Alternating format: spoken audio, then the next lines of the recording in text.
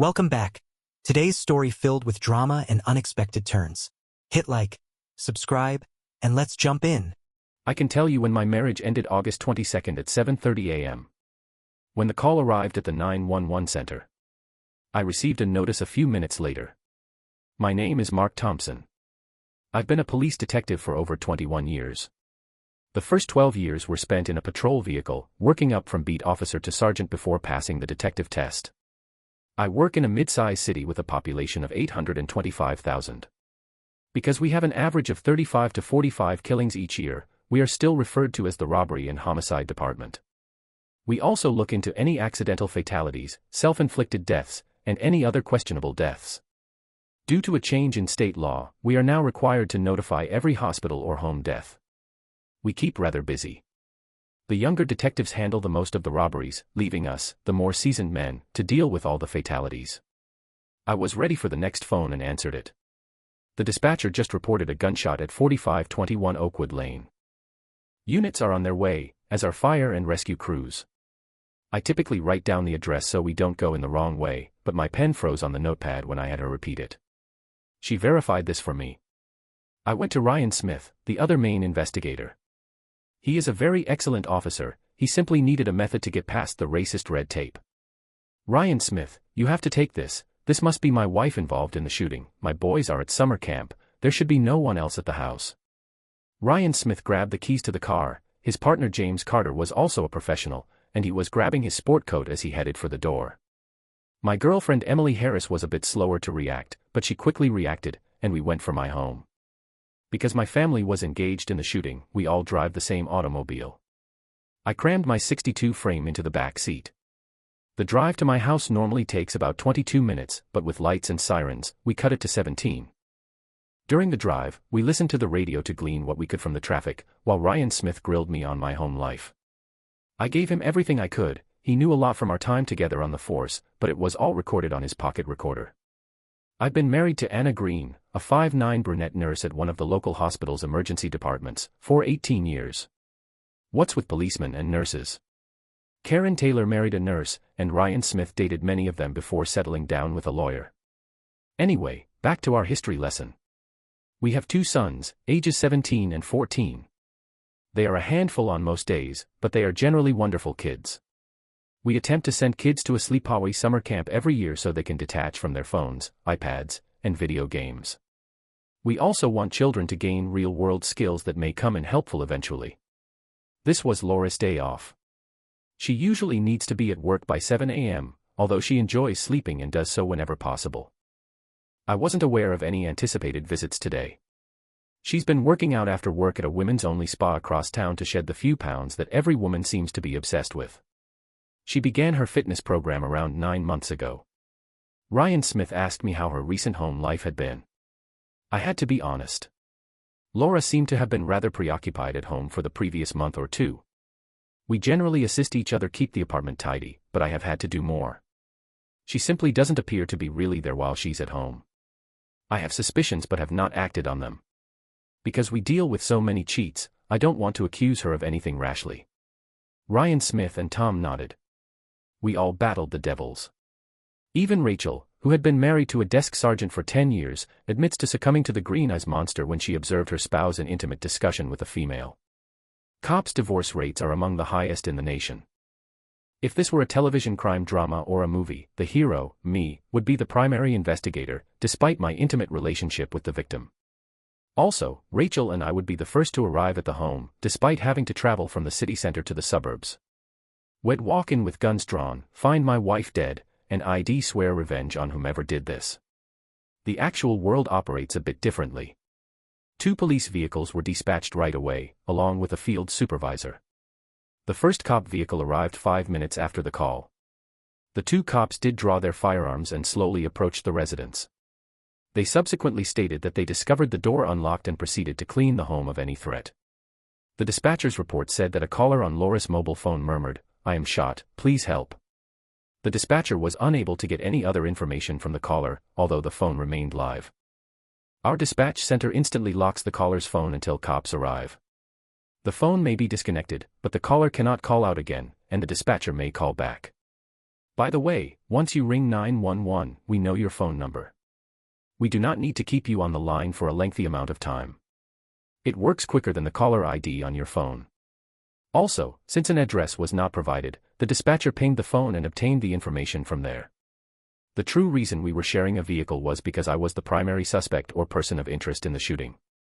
It didn't matter that I was seated at my desk when it happened. All of us officers know far too many individuals who would kill someone for a little dollars or turn a blind eye to another crime. In every shooting, the significant other is the principal person of interest. Percentage-wise, it seems to be a crime of passion much too often to be otherwise. Of course, Ryan Smith and Tom didn't think I had anything to do with it, but they couldn't take risks. Just before we arrived at the site, we heard the supervisor phone dispatch and request that cops go to the Level 1 Trauma Center to gather statements. I gave a sigh of relief. If Laura was the victim, she was still alive. We don't check fire frequencies, therefore we had no knowledge about the victim's general condition. When we arrived to my residence, the ambulance and fire vehicle had already left. Another thing I dislike about TV and movies is that the ambulance crew is constantly waiting for the hero to interview the victim. There seems to be no time limit on obtaining the victim's last statement. In truth, the paramedics arrived a few minutes before the engine company since they came from separate stations. The ambulance trailed the first police vehicle by barely a few minutes. As the cops cleared a room, the paramedics entered. They patiently accompanied the cops as they emptied the home. When the paramedics discovered the victim on the bed, they promptly examined her, began treatment with a fresh blood-clotting bandage, and moved her to a lift sheet. By then, the firemen had arrived and helped her get onto the trolley and into the ambulance. I was informed they had started a single 4 and hung some fluids.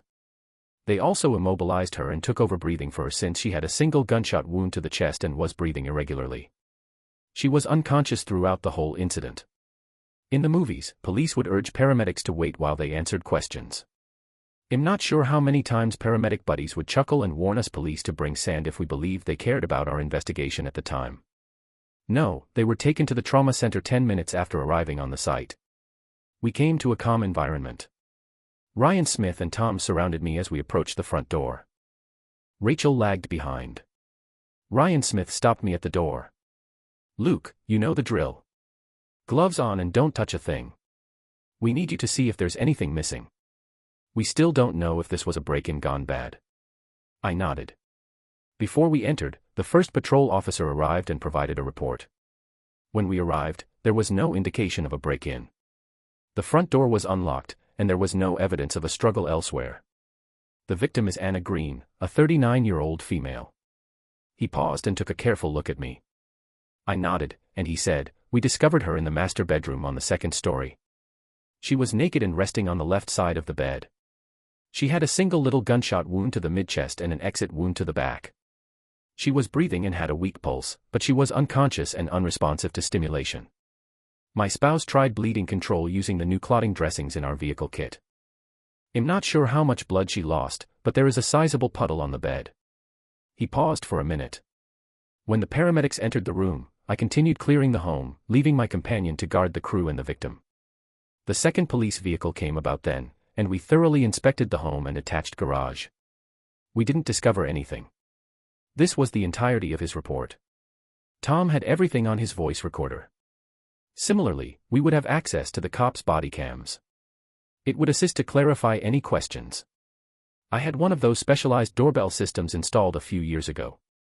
We looked at the film, and I handed Ryan Smith a digital copy. The individual who rang the bell wore a ball hat and kept her head down, so there was no face identification. Yes, a lady assaulted my wife. The crime lab or CSI team arrived shortly after, but first I had to take a leisurely stroll. I suppose I should describe our place here. The Foursquare home was over a century old and stood on a huge property. I mean, in 4 squares the original plan had 4 rooms on the first level and 4 rooms on the second story. As you enter the front entrance, there is a lobby with an open staircase to the second story. The dining room is on the left, accessible via the double pocket doors. The kitchen is beyond this area and via the swinging door. The kitchen was rather spacious for its era. We refurbished it some years ago and put all of the latest bells and whistles. If you proceeded beyond the stairs in the lobby, you came into a little bathroom. The basement entrance was under the steps. A second kitchen entry was beyond the bathroom, and another door to the den was opposite from it. The rear entrance was located at the end of the foyer. To the right of the entryway was another double pocket door that led into the living room. It was fairly roomy. Past this chamber was another double pocket door that led to the den. The den was almost the same size as the living room. It was fairly comfy, and we had a television and gaming systems for the boys. I also had an old-style roll-top desk where I maintained our household receipts and such. I checked, and it remained locked. I occasionally leave an investigation report or two on the desk before closing a case, therefore I always lock it before leaving for whatever reason. When we hosted big parties, we opened all of the pocket doors, giving everyone plenty of room to wander about and converse with one another. Originally, the upstairs consisted of 4 bedrooms and a bathroom. When we acquired the property, we turned one bedroom into a bath and walk-in closet off the master bedroom, giving us the holy grail of contemporary living, a private bathroom for the parents to use. I can't tell you how many times Laura and I had played in that large shower. Aside from the blood on the bed, nothing seemed out of place. I felt numb right now. My wife, the love of my life, was struggling for her life after someone shot her. The first thing that sprang to mind was if one of the men I'd sent up to the state prison was responsible. How better to get retribution than to injure a loved one of the guy you despise? I told Ryan Smith, I'm not sure why Laura would be nude in bed. She usually wears a long t-shirt style gown to bed, and she was wearing blue one when I left this morning. It's her day off, and she generally sleeps in until about 9 on such days. As I glanced at the bed, I saw something more. By the way, she was on the incorrect side of the bed. She usually sleeps closest to the bathroom in case she has to use it throughout the night. After having 2 children, her bladder is a bit worse for wear, and she frequently wakes up at least once a night. Ryan Smith took note of it all and nodded before leading me out of the home. The CSI team would now take over. Once again, I must distinguish between the genuine CSI characters in the film and those in the television series. In the real world, the CSI team undertakes the hard job of acquiring and analyzing evidence. Detectives and patrol policemen do the hard work of interrogating suspects and witnesses. I don't attempt to advise the CSI team how to collect or assess evidence, and they definitely don't carry weapons and question suspects. We left those specialists to perform their jobs. They would check for fingerprints, hair, and anything else that would reveal who had been in the residence. I already have my fingerprints on file. They would need to get prints from the boys and Laura to rule them out. In movies, DNA is employed to identify the evil guy. In the real world, we have a backlog of cases from many years ago that need time and money to be resolved. A murder receives precedence.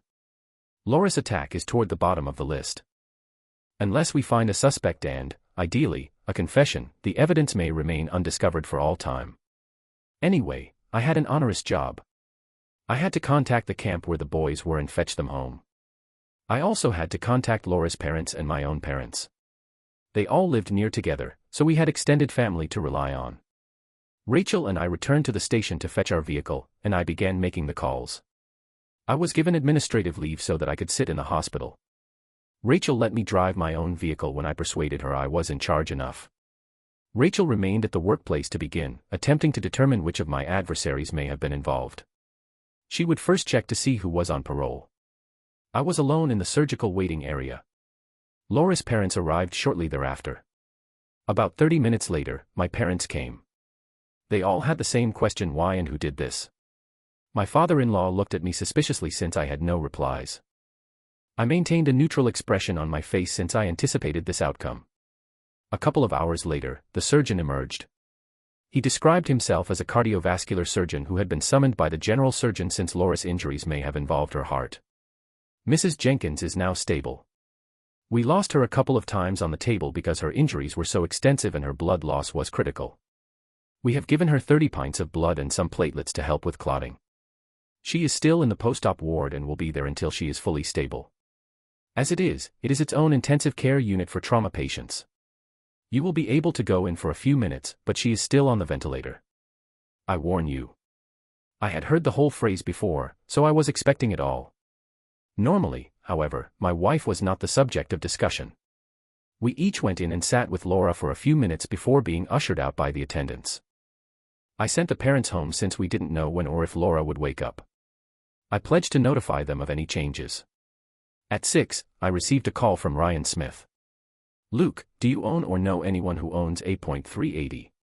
I surely did not possess a handgun that little, and I knew no one who did. Most men perceive it to be a woman's size. It will undoubtedly do the job if you are near enough, but such firearms have extremely short barrels and are often carried in purses. At 8, I received a call from Rachel. "Partner, we just caught a homicide over on the east side of town. A guy came home from work and found his wife dead on the floor from a single gunshot wound to the chest." Sound familiar? Ryan Smith and Tom were already on their way to the site. Fire/rescue had been cancelled since it was evident that the person had been on the floor for some hours.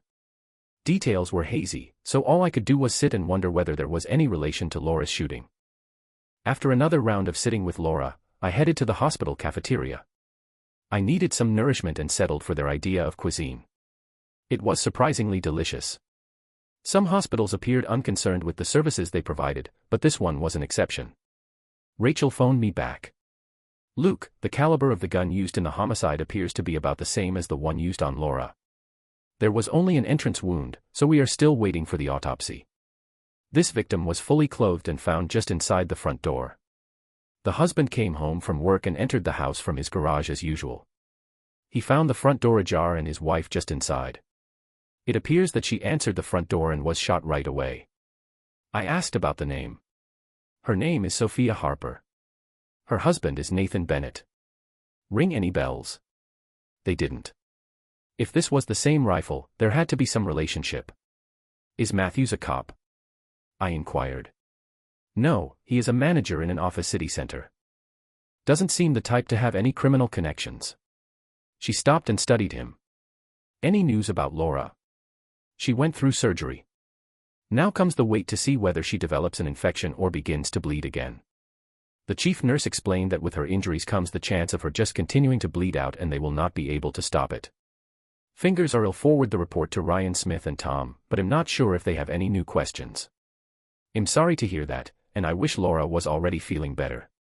I also haven't identified someone with a severe enough grudge to shoot Laura." I agreed with her, and we hung up. I recalled I needed to phone Laura's hospital and explain what was going on. I contacted and talked with a nurse supervisor. While on the phone, I inquired if any patients had lately been dissatisfied with the hospital, especially with Laura. The supervisor was unaware of any particular cases, but agreed to check with Laura's present workplace, the emergency room. I informed her that the lead detectives will call her within a few days. My boys came late that evening. Ryan Smith, known as Sam Thompson, is the oldest at 17. He's also rather sophisticated for his age and has just learned to drive. He realized how bad his mother's injuries were. He maintained a stern expression as he sat at her side. Daniel Thompson, 14, was crying as he attempted to wake up his mother. Laura and I had always decided that our children would not be insulated from the harsh realities of life, so I didn't attempt to persuade them not to see her. After a while, I led them outside and brought them home. The master bedroom seemed to be the crime site, so it was blocked off with evidence tape. I knew how to get past that to acquire clothing, but right now I'm lying down on the enormous and really plush sofa in the den. With some of my late nights on different investigations, I had already spent time there and knew how well I could sleep. My lads paid me a visit sometime during the night. We ended up on the floor, where I cuddled them both while they sobbed for their mother. Yes, I'll own it, my tears joined theirs. We got up in the morning, at least the lads did.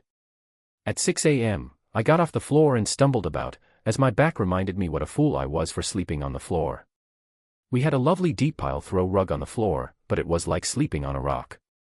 We had breakfast and planned out our day. We all showered and got ready to go check how Laura was doing. While I shaved and cleaned up, I attempted to find out why Laura was a gunshot victim. As I scratched my stubble, the notion occurred to me. I've always had a clean shave, but by bedtime, I generally have that 5 shadow. Laura and I had always had a fun and passionate sex life, but she lately began asking me to shave again before sex. It was just about a month ago that she informed me she preferred my smooth skin against her body to a scraggly beard. It had never appeared to concern her before, but it now does. In fact, I had to remain down there until she climaxed. That was in contrast to the previous years, when oral was only used for foreplay. The final few times were strictly oral. I hadn't really considered it. As we grow, our preferences and triggers shift. I completely expected her to eventually revert to the regular, sex-loving wife she had always been.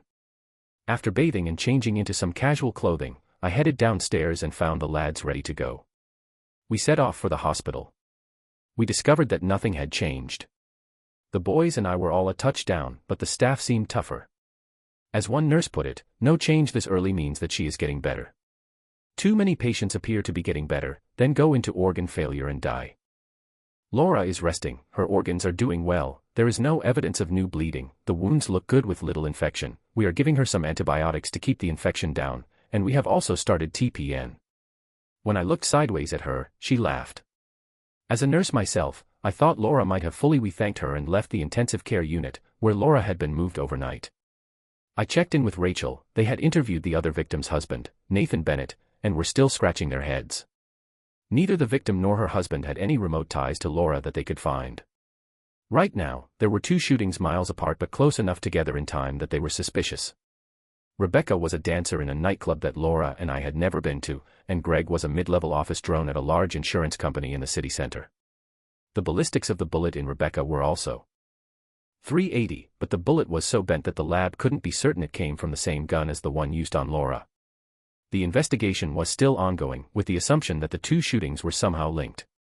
Ryan Smith and Tom came by the hospital that afternoon to see how Laura was doing and also to pick my brain some more. I know I was still a person of interest in Laura's shooting. I know they were hoping that Laura was awake, but they had to go away disappointed. When they sat down with me, they asked about Laura's usual activities during the day. I went through her workdays and what I knew of her off days. She didn't get the same days off each week. Every 3rd week, she had to work the weekend. She worked 12-hour days and was gone from about 5:30 in the morning until about 7 each night with her commute. 3 times a week, she goes to her women's spa. Most of the time, it is after work, so she would come home at about 8:30. Those nights, the spa closes about 9 p.m. A couple of nights, she had called and said she was going out for a drink with someone she met at the spa and didn't get home until about midnight. Those nights were right before her day off, so she could sleep in. On her days off, she usually goes to the spa about 1 p.m. and is home by the time the boys get home from school, since they can take care of themselves during the day in the summer. I know she has been staying a little later but is always home by the time I get there. Ryan Smith examined his notes. By the way, what is the name of the spa? It's easy to remember. I suppose it's called Ladies Elite Gym. Ryan Smith reread his notes and grinned. That may be it. Had Laura ever mentioned anyone at the spa by name? Sophia Harper was also a member. He acquired a serious expression on his face. Has she made any pals there? I think she might have, as she went out for drinks a couple of times after her workouts, like I said, but I don't remember any names. Did he also make any comment about having to shave just before sex these last few weeks? He joked that his tongue was getting more of a workout than his tool, and his wife had gone from wanting sex almost nightly to only once a week, and she had not reciprocated in any way. Ryan Smith gave me a sideways glance before shaking his head and dialing Mr. Matthews' number. This is Ryan Smith Carter. I've got a question for you. Did your wife insist on you shaving before having sex recently? Ryan Smith nodded and signed off. Yes, she did. She requested that only smooth skin contact her sensitive regions. He claimed it was weird, since it had never bothered her before, although he had a full beard until a month ago. I sat and pondered why was this information obviously important. Why the sudden demand for super smooth face skin? I remembered Laura's statement immediately after an intense orgasm. Ryan Smith, I hate to confess it, but a few weeks ago, I performed oral on Laura until she almost passed out. When I lifted my head, I heard her exclaim, "That was amazing, Luke," and then she fell asleep on me. I recall not getting any comfort that night, and I imagined she had uttered my name rather than May. Ryan Smith seized on that. Do you believe there is somebody at the spa with the moniker May? I shrugged my shoulders. I'm not sure, it may be short for Marlene, Mary, Marilyn, or another name. It should be worth investigating. They got UPD. I know it's against procedure, but might I join you? I'll remain in the back, but I need to see for myself what type of beast would shoot my wife and murder another lady in cold blood. Ryan Smith and Tom walked out to get a cup of coffee while they debated this. I was plainly asking for a great favor, since I was still a suspect. When they returned, Ryan Smith was on my side, but Tom clearly wasn't.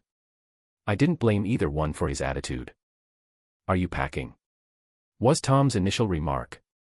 I swung around and said, no, my gun is at work. I have another one at home for personal safety, but I believe you guys took it with you yesterday. Tom replied that was standard procedure when looking for a weapon that might have been used to commit a crime. Okay, I have my reservations, but you had better keep back and keep quiet as we check into this, says Tom. I nodded. We left and went to the spa. When we walked in, we were met with disapproving looks, which didn't change when Ryan Smith identified himself along with Tom and me. The whole place seemed very anti-men, which didn't bother me. In fact, it reassured me because I was always concerned about guys cruising fitness centers looking for sex with the women patrons. This place should have been a safe haven for Laura. Ryan Smith came straight to the point. Do you have a member here who goes by the nickname May? The receptionist quickly glanced over at a couple of ladies nearby before responding with the typical question, do you have a warrant? God, there are too many people watching crime dramas. Ryan Smith put on the charm, miss, we are investigating shootings involving 2 of your members. Now, I suppose you feel you were secure here, but I think you would be worried that someone is targeting clients of this facility. He looked down for a moment. Can we obtain a warrant since the 2 victims had nothing in common except this location? Now, how many people may be targeted for death while we wait for that warrant? He left it at that. The receptionist was clearly out of her depth, looking over at the women she had previously glanced at and then quickly signaling them over to the desk. She explained what was wanted before even attempting to introduce the women to Ryan Smith. The shorter one, about Laura's height and weight, seemed to be in charge. She turned to Ryan Smith and said, my name is Marlene Pierce. I am a part owner and manager of this facility. How can I assist you? Ryan Smith explained why we were there. I kept my promise and didn't try to correct a couple of comments he made. Miss Pierce was appropriately upset that patrons of her establishment were apparently being targeted. She told us that she knew both Laura and Rebecca and asked how they were doing. The other woman with Marlene seemed shaken when Ryan Smith informed them that Rebecca had died but Laura was in the hospital. I'm sure you heard this on the news last night. A murder is still a major story in this community. Marlene waved her hand dismissively. I seldom watch the news. But, Clara Wilson, you were interested in the news last night. Why didn't you address the shootings? As Clara Wilson responded, there were no names, no identification of relatives, so I didn't know who they were. Ryan Smith repeated his request, please let us look at your client list. We're looking for additional prospective targets so we can safeguard them. Marlene and Clara Wilson exchanged looks before Marlene relented. I suppose we may let you examine the list. After all, you are pretty confident in obtaining a warrant. The 4 of them printed out a list of all the clients and then spent some time going over them. Ryan Smith was asking which women had been friendly with Rebecca or Laura, ostensibly as potential victims. They identified 3 Marys, another Marlene, different spelling, a Marilyn, and a Martha. Martha, I believe, was discounted because she was 80 years old. The 2 lead detectives also identified Marlene's partner, Clara Wilson, as one of the women. We could all see her as they thanked Marlene for her cooperation and we headed out. There was little talk in the car as we headed back to the hospital where my car was located, and I knew that they wanted to keep me from their speculation. We went up to the intensive care unit to see if Laura was awake yet, but she wasn't. The nursing staff was happy, though, because they were weaning her off her sedation and she was actually breathing on her own with just a little help from the ventilator. Ryan Smith shrugged his shoulders. I don't know, but I will as soon as we get back to the station.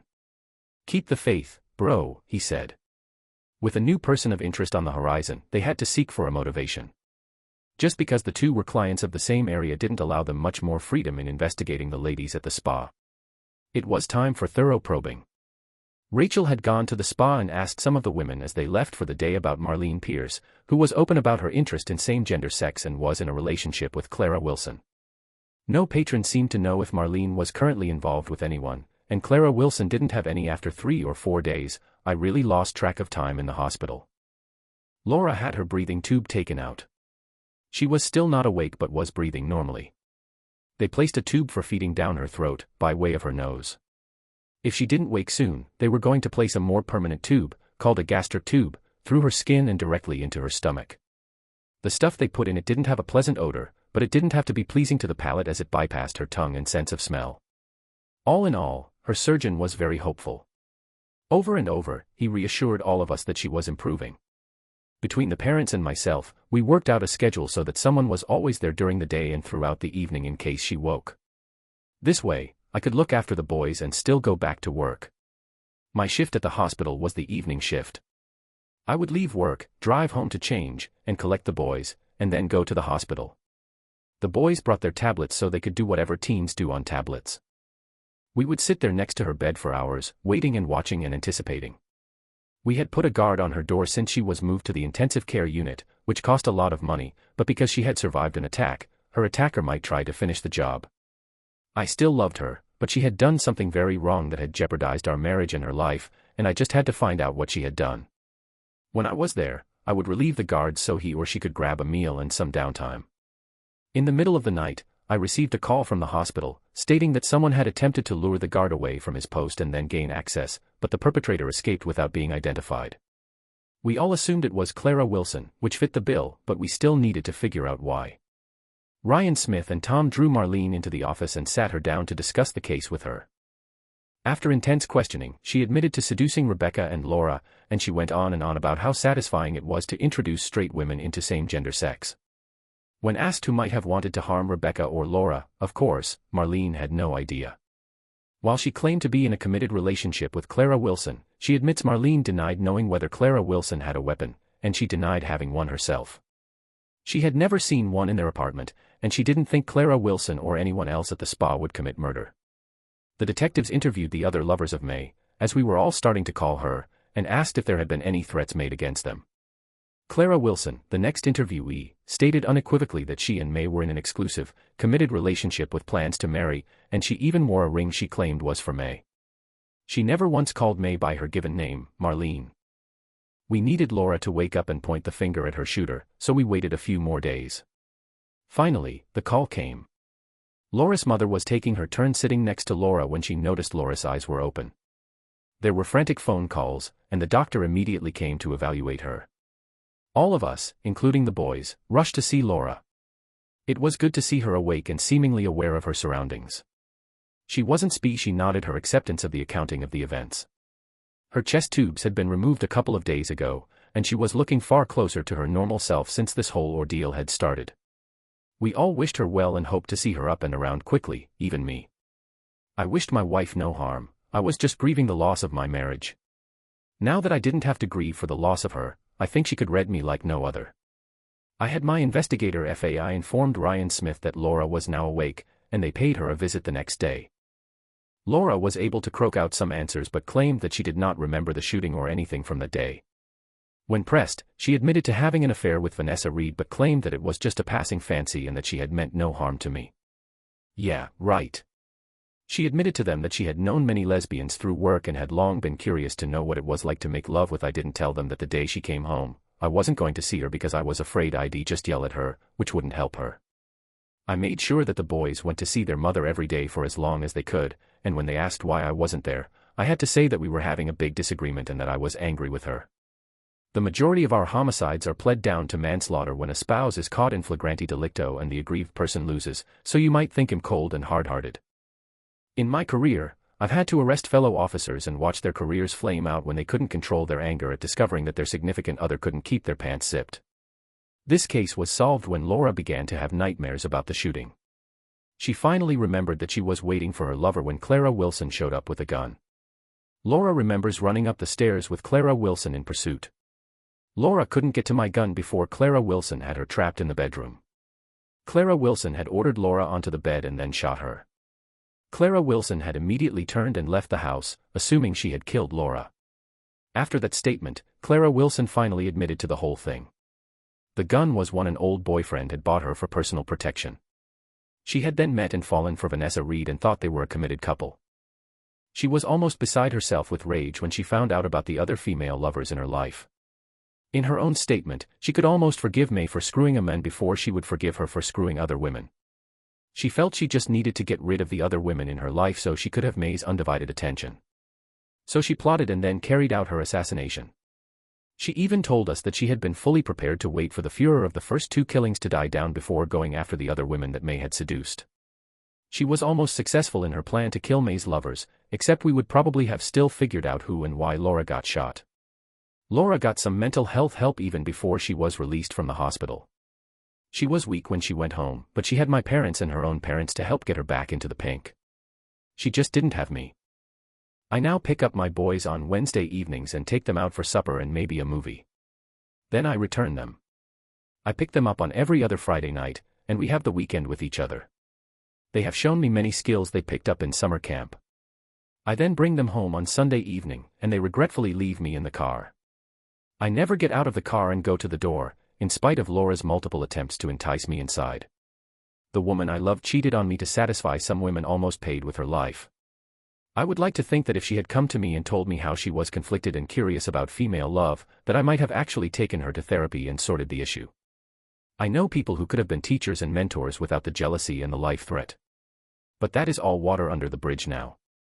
I am another statistic, well almost, since I have never filed for divorce and neither has she.